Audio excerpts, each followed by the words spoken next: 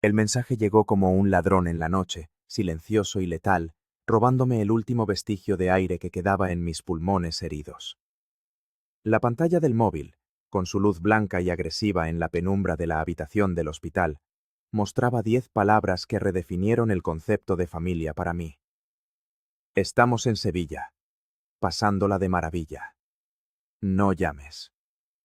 Mi nombre es Mateo. Tengo 24 años y hasta hace 72 horas creía que la arquitectura era el arte de dar forma al espacio para albergar vidas. Ahora sé que hay espacios, como el que se había abierto en mi pecho, que ninguna estructura puede llenar. Estaba postrado en una cama del Hospital Durand, en el corazón de Buenos Aires, con una pierna enyesada hasta el muslo, 3 costillas fisuradas y un alma que dolía más que cualquier fractura. Todo había comenzado con un sueño. No el mío, por supuesto. El sueño era de mi madre, Elena. Un sueño tejido con las glorias de una España que solo conocía por las telenovelas y las canciones de Rocío Jurado. Un viaje a Andalucía. La cuna del flamenco. El aroma de los azahares. La majestuosidad de la Alhambra. Un bálsamo para el alma atormentada de la familia. Y el alma atormentada, como siempre, era la de mi hermano mayor, Ricardo. Ricardo, el artista. A sus 30 años, seguía persiguiendo una carrera como músico que nunca despegaba. Era un cometa que se negaba a caer a la tierra, dejando una estela de deudas, promesas rotas y amplificadores empeñados. Tenía el carisma de un profeta y la responsabilidad de un niño. Mamá lo llamaba un alma demasiado sensible para este mundo cínico. Yo lo llamaba un vago con talento para la excusa. Mateo, tesoro, llegó la cuenta de la luz del estudio de Ricardo. La voz de mi madre, melosa y urgente, se había convertido en la banda sonora de mis quincenas. Sé que estás con lo tuyo, pero el nene necesita inspiración, no preocupaciones mundanas. Lo mío era un trabajo de tiempo completo en un estudio de arquitectura, más los proyectos freelance que tomaba por las noches, dibujando planos hasta que los ojos me ardían. Lo mío era pagar el alquiler del pequeño departamento en Almagro, donde vivíamos los 4, las facturas, la comida y, por supuesto, el estudio de Ricardo, que en realidad era un monoambiente alquilado donde componía sus sinfonías de la procrastinación. Mi padre, Javier, un hombre de manos callosas y silencios largos, observaba todo desde su rincón. Era carpintero, un artesano de la vieja escuela cuyo cuerpo empezaba a pasarle factura por décadas de trabajo. Veía la dinámica, la injusticia velada, pero amaba a mi madre con una devoción que lo volvía ciego y sordo a la lógica. Su silencio era su forma de complicidad. El bajón creativo de Ricardo, como lo bautizó mamá, se había intensificado en el último año. Un productor le había dicho que su música era interesante, pero poco comercial. Para Ricardo, fue el equivalente a una sentencia de muerte artística. Se encerró, se dejó la barba, y su única contribución al hogar era un aura de tragedia bohemia. Fue entonces cuando decidí que necesitábamos escapar, que ellos necesitaban un respiro. Pensé que si veían algo de belleza, algo más allá de las paredes de nuestro departamento y las frustraciones de Ricardo, quizás algo cambiaría. La idea de Andalucía nació en una de esas noches de insomnio, alimentada por el café y la desesperación. Durante 6 meses, cada peso extra, cada hora de sueño sacrificada, fue a parar a una cuenta llamada Operación Sevilla. Investigué vuelos, hoteles con encanto en el barrio de Triana, entradas para la Alhambra con meses de antelación, un tablao flamenco que prometía duende, y no una trampa para turistas. Diseñé el viaje como si fuera el proyecto más importante de mi vida. Un regalo para mis padres. Una forma de decirles: vean, todo el esfuerzo vale la pena. Podemos ser felices. La ironía es una bestia cruel. El accidente ocurrió en una obra en una de esas visitas de supervisión que hacía para ganar un extra. Un andamio mal asegurado, un paso en falso, un grito ahogado y luego el impacto brutal contra el suelo. El mundo se convirtió en una sinfonía de dolor agudo y sirenas lejanas. Lo siguiente que recuerdo con claridad es el techo blanco del hospital, el olor a antiséptico y la cara de un médico explicándome la gravedad de la fractura de tibia y peroné. Tuviste suerte, pibe. Unos centímetros más y hablamos de la columna. Cuando mi familia llegó, horas después, el alivio inicial de verlos se agrió en mi boca como leche cortada. Mi madre llevaba su bolso de viaje, ese que había comprado especialmente para España. Mi padre miraba sus zapatos. Ricardo jugueteaba con su teléfono, impaciente. Perdón, dije, mi voz era un susurro ronco. Vamos a tener que posponer el viaje. No se preocupen, en cuanto pueda, cancelo todo y... No hace falta cancelar nada, Mateo, me interrumpió mi madre, con una calma que me heló la sangre. Parpadeé, confundido. Quizás era la morfina. Hablamos con tu padre, continuó, evitando mi mirada. Creemos que, de todas formas, deberíamos ir. Tú te quedarás aquí, bien cuidado. Y llevaremos a Ricardo. El aire se escapó de la habitación. Miré a mi padre, buscando una negación, una pizca de lealtad. Solo encontré resignación. Tu hermano ha tenido un año terrible, Mateo. Añadió mi madre, como si eso lo explicara todo. Este viaje le va a venir de perlas. Necesita cambiar de aires, reencontrarse. Ricardo finalmente levantó la vista de su teléfono. Una sombra de suficiencia cruzó su rostro.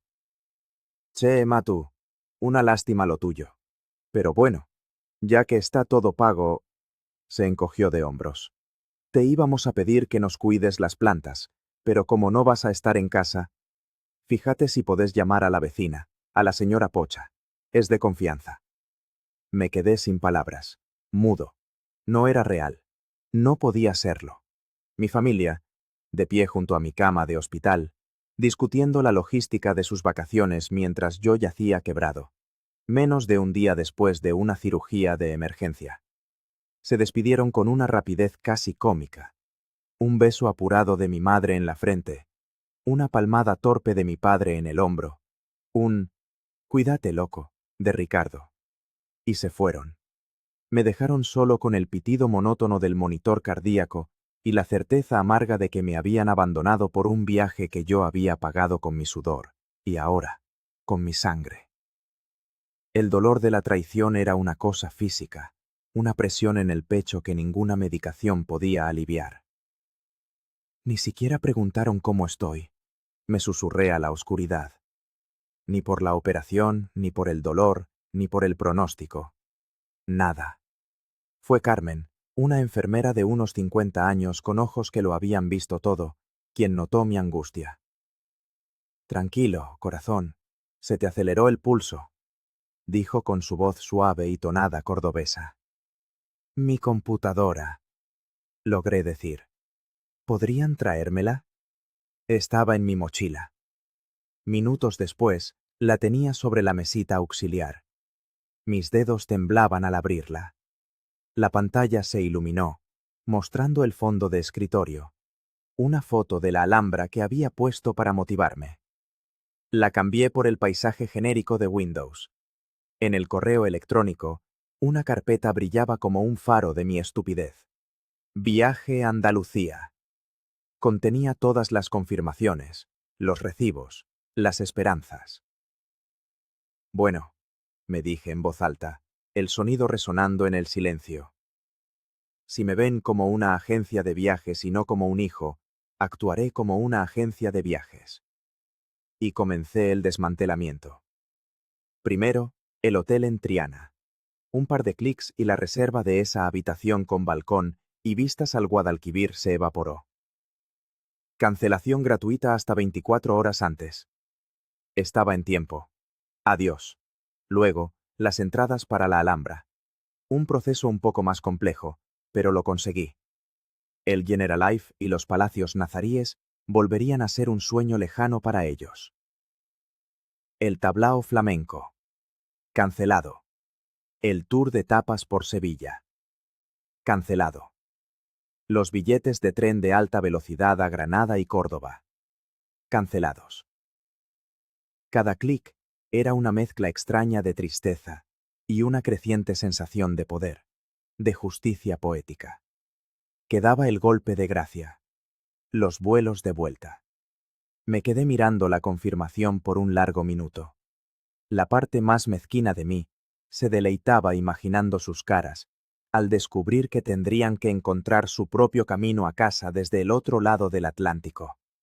Con un suspiro profundo, pulsé «Cancelar vuelos».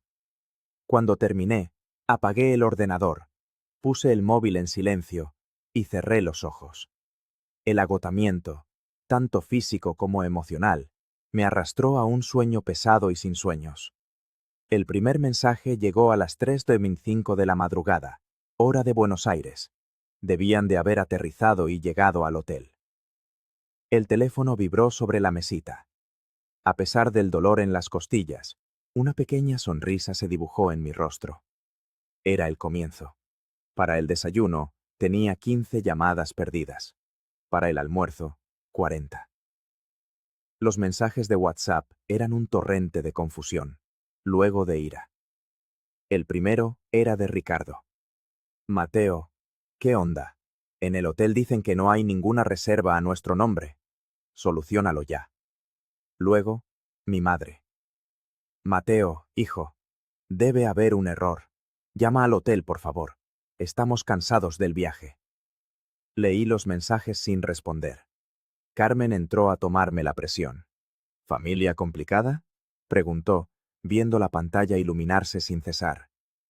No te imaginas cuánto, respondí, y por primera vez en días, mi voz sonó firme. A medida que avanzaba el día en España, el pánico en sus mensajes se hacía palpable. Ricardo. ¿Pero vos sos idiota o qué? Tampoco están las entradas de la Alhambra. Arruinaste todo. Sos un egoísta de mierda. Madre. Estoy tan decepcionada de ti, Mateo. Así no se trata a la familia. ¿Por qué nos haces esto, después de todo lo que hemos hecho por ti? Me reí. Una risa seca y dolorosa que me hizo toser.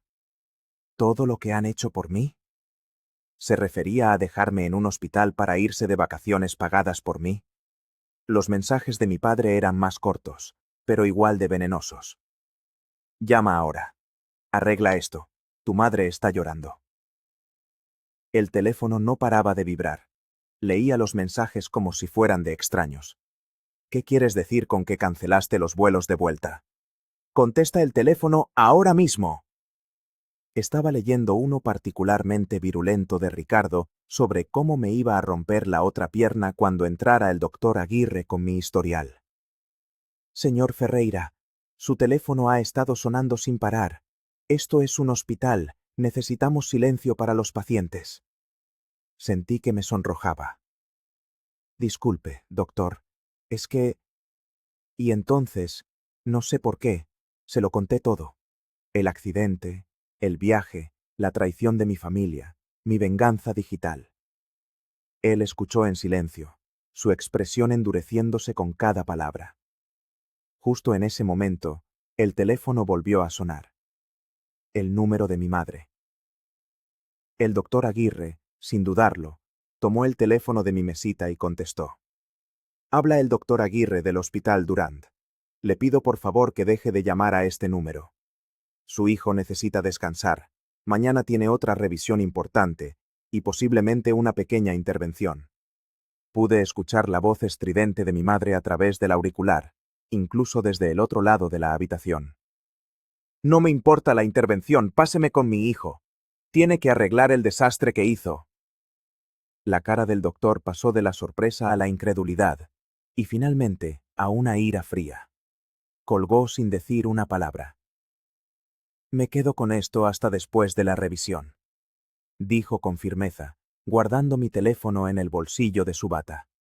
Usted necesita concentrarse en recuperarse, no en esta locura. Los días siguientes fueron un borrón de analgésicos, fisioterapia y un bendito silencio. Sin el acoso digital, mi mente empezó a sanar a la par que mi cuerpo. Y entonces, ocurrió algo inesperado. Lucas, mi mejor amigo de la facultad, apareció con un termo bajo el brazo y un paquete de yerba mate. Prohibido el mate en el hospital, pero también está prohibido abandonar a un amigo, dijo con una sonrisa, mientras preparaba una infusión que me supo a gloria. Al día siguiente, vinieron mis compañeros del estudio de arquitectura, Sofía y Daniel. Me trajeron revistas de diseño, chismes de la oficina y un tupper con milanesas caseras hechas por la madre de Sofía. Incluso mi jefe, el severo arquitecto Morales, llamó al hospital. Mateo, ni se te ocurra pensar en el trabajo. El seguro de la empresa cubrirá todo. Fue un accidente laboral. Recibirás una buena compensación. Úsala para recuperarte y para lo que se te cante. Te esperamos de vuelta, pibe. Por primera vez en mucho tiempo, me sentí cuidado. Querido. Las lágrimas que no había derramado por mi familia, las derramé de gratitud por mis amigos. Al quinto día, el doctor Aguirre me devolvió el teléfono. Creo que ya está lo suficientemente fuerte para lidiar con esto, dijo, con una media sonrisa. Pero entendería si quisiera mantenerlo apagado un tiempo más. Lo encendí con una mezcla de temor y curiosidad. Más de 200 llamadas perdidas. Cientos de mensajes. El tono había cambiado. Primero, la ira. Luego, la súplica. Madre. Mateo, por favor, contesta.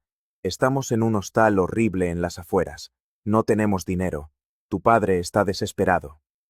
Ricardo. Ok, flaco, ya entendí el punto. Fuimos unos forros. ¿Contento? Ahora mándanos plata para volver. No podemos quedarnos varados acá. El último mensaje era de mi padre. Un audio. Dudé antes de escucharlo. Su voz sonaba cansada, derrotada. Mateo. Tu madre no está bien. Necesitamos volver a casa. Suspiré y apagué la pantalla. Justo en ese momento, la puerta se abrió y entró Carmen con la cena. Esa cara, dijo ella. No dejes que te roben la paz que tanto te costó encontrar. Miré la bandeja con puré insípido y pollo hervido. Luego miré el teléfono. Tomé una decisión. Lo apagué por completo.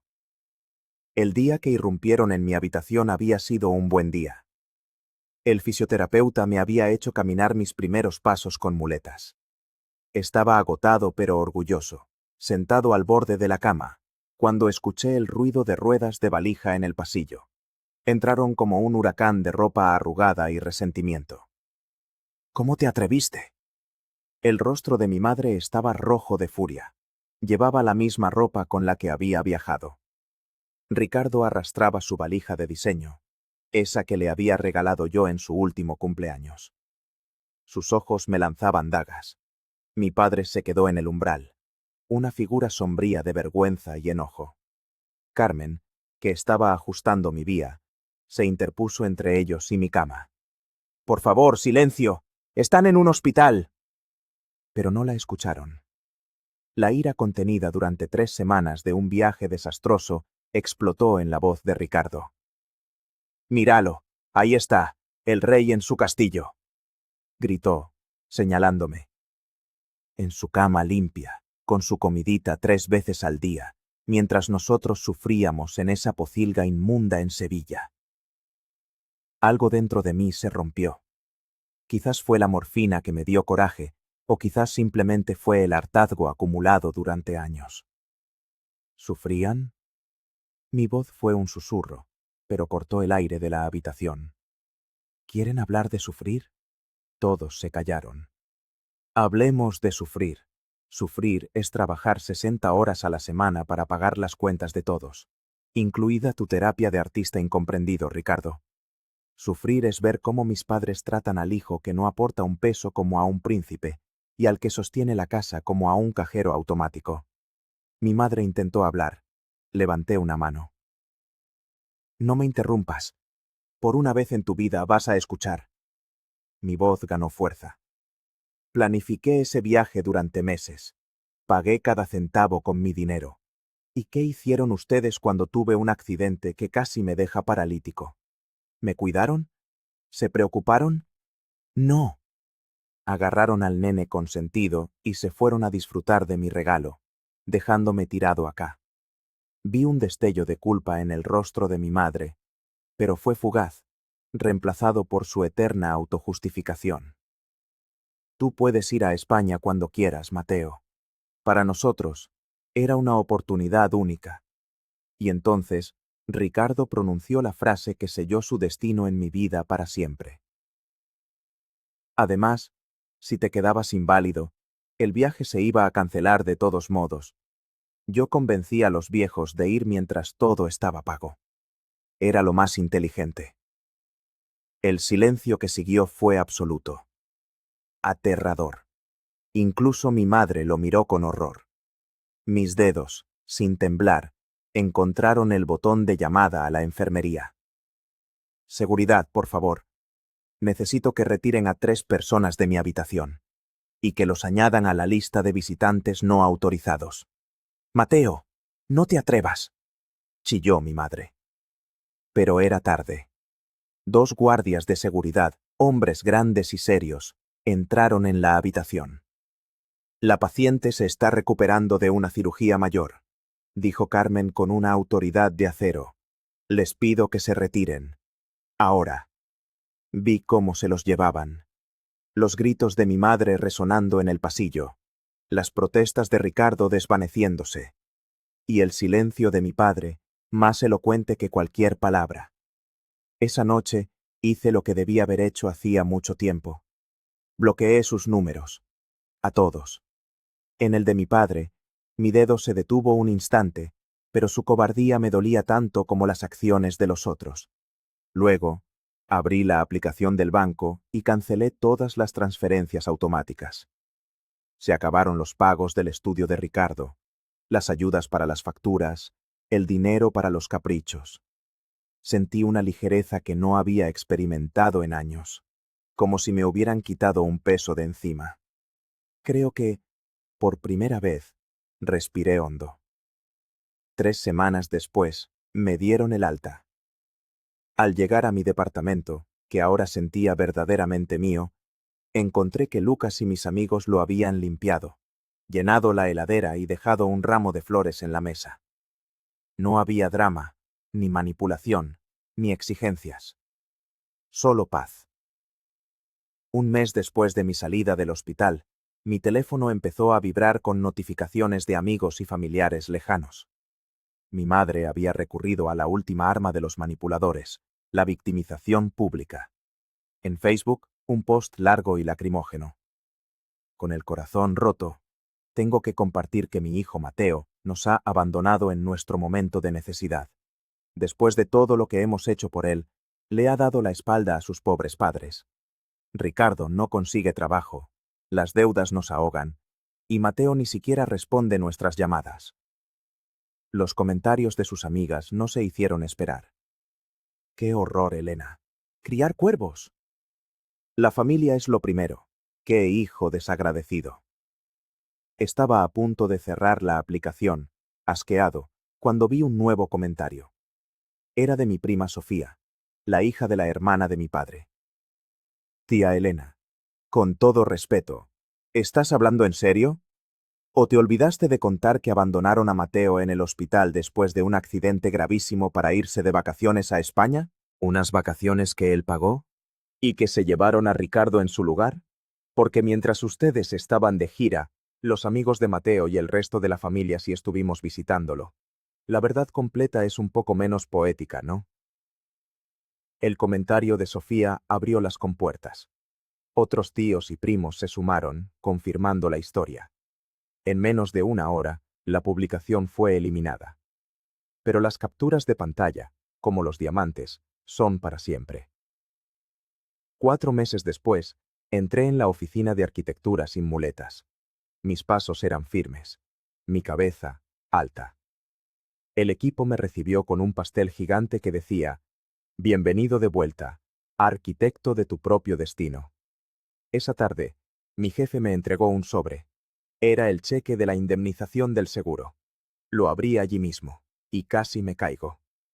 La cantidad de ceros era asombrosa. Esa noche, en mi silencioso departamento, con un trozo de pastel y una copa de Malbec, abrí mi computadora. Entré en una página de viajes. Busqué un destino. No era Sevilla, no era España. Era el Chaltén, en la Patagonia, la capital nacional del trekking. Un lugar de belleza cruda, de soledad imponente, de montañas que arañaban el cielo. Reservé una cabaña para una persona por 2 semanas. Compré los vuelos. Sin tours, sin horarios, sin compromisos. Mi teléfono vibró. Un número desconocido. Un mensaje. Mateo, soy mamá. Por favor, háblanos, somos familia. Lo borré sin responder y volví a la confirmación de mi reserva. El Fitzroy me esperaba. Dejé la computadora y me acerqué a la ventana. Las luces de Buenos Aires se extendían bajo mis pies. Una ciudad de historias, de encuentros y desencuentros. Mi historia con mi familia de origen había terminado. Pero mi propia historia, la que yo diseñaría, la que yo construiría sobre cimientos sólidos de respeto propio y amor verdadero, apenas estaba comenzando. El teléfono volvió a vibrar. No miré. Sonreí hacia la noche. Eliminé las viejas fotos familiares de mi galería y sentí el espacio vacío, listo para ser llenado con nuevas vistas, nuevas aventuras, nuevas sonrisas. A veces, la familia que eliges, los amigos, los colegas, las enfermeras de tonada cordobesa, es la que realmente te construye, y yo por fin estaba listo para empezar a edificar.